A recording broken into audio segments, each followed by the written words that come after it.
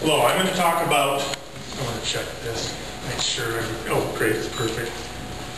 I'm going to talk about the fish population and the rough fish population in particular, and the carp even more exacting. So this is one of our big problems in the lake. The lake was renovated in 1979, and we tried to remove all the carp, but this is real hard, particularly in a, I'm going to set my time quick because this will just take a second. Okay. In a natural system where there's all the cattails, marsh, and that sort of thing, it's hard to get all the carp. We did not get them all, but we got a really high percentage of them.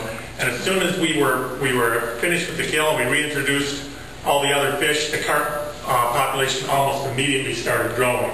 And in the early years, when we had a real strong carp or a real strong game fish population that was growing and getting really healthy, they preyed on the young carp and kept that the carp population in check. But gradually, that just kept growing.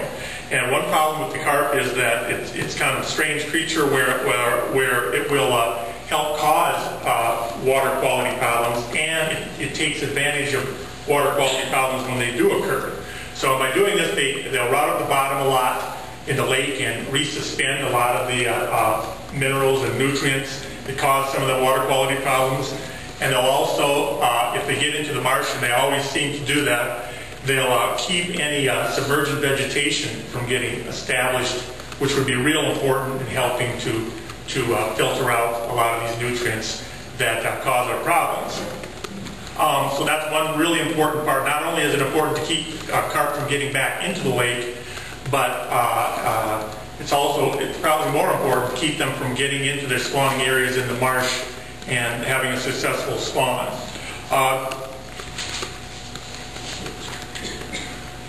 The first thing we tried to keep the fish out of the marsh was to build a fish barrier. Just when we had the fish renovation, we immediately put a fish barrier in. It was kind of a 2x4 frame, and it was there were holes drilled into horizontal boards, and about every 1 3/4 inches, we put re-rod in there, and that would keep the adult carp in the marsh and the lake out of the marsh, and it would also keep some of the smaller game fish that they could pass this barrier. Actually, as soon as we had it in, we almost immediately realized that it was not going to be heavy enough or strong enough to withstand the flows that go through underneath the bridge that you probably all driven by. You know where the fish barrier is between Ice House Point and Shotgun Hill.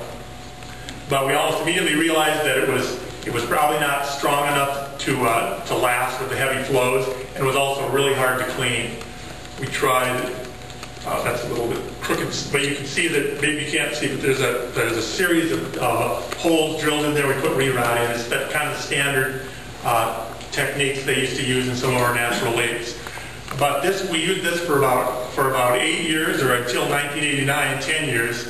And then we put in the present barrier, which is made of concrete, and it's a lot heavier of a fish barrier or structure, and it has rotating, galvanized steel rotating gates, which work pretty well. They're supposed to be self-cleaning, and you can spin them, and then the water pressure will push any debris on the gates off. It'll clean the grates. These things didn't work quite as well as we thought they would. One problem is that after they're in there for a while, they do stiffen up, and you have problems getting them spun easily, and especially the middle gate, which is deeper than the ones on the side. And it can be kind of a safety problem too, because usually we have the biggest problems when we have the highest flows. So when you get out there and try to flip those gates and they don't work the way they're supposed to, it can be kind of an interesting problem. This is just a picture of what the grates look like in there. And there's a picture of it's a real popular place for people to fish. We almost immediately after this went, and we had some problems too, where we had to put some removable screens on the top of it to make it keep carp out successfully in some higher water conditions. Another problem was that even though this worked pretty well, there was still water and carp that got around the ends of the structure. So we worked with this till this time, but now in talking amongst ourselves, we think we need a better grade or a better fish barrier. If we're going to be more successful in keeping the carp out, we're going to have to build a better barrier. And we looked some at altering this, and it'd be almost as expensive probably to alter it as to just build a new one. It's going to be higher and it's going to be longer. It'll be a little further away from the bridge probably, have to tie into the bank down the shoreline. It'll probably have taller gates, and they'll be electrically or hydraulically able to turn them in that manner, because then we can keep them cleaner in high water conditions.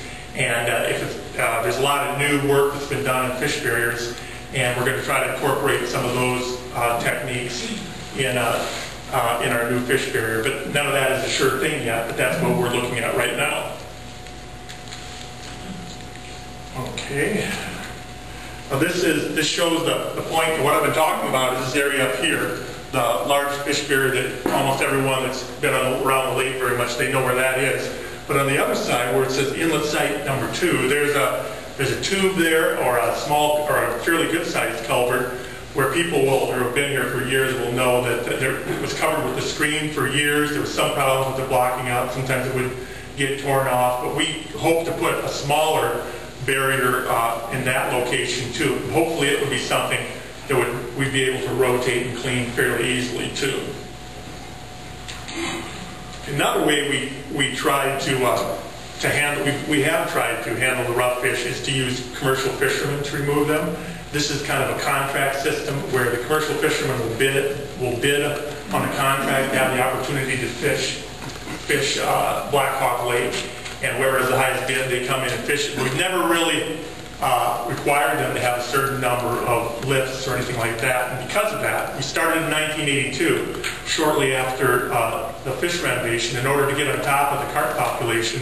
But in that time, it was just incredible how varied the amount of fish that have been taken out. Some years they would barely fish it for more than a day or two. Other years they did a real good job, but we have to have a way to kind of be able to depend on how many fish that were being removed. And we can do that by using the contract system, by just requiring a certain number of lifts or a certain number of pounds of fish to be removed. But there's been some work done in Clear Lake and some other areas where they come up with a plan where they use an incentive system to get the commercial fishermen to put more effort into it.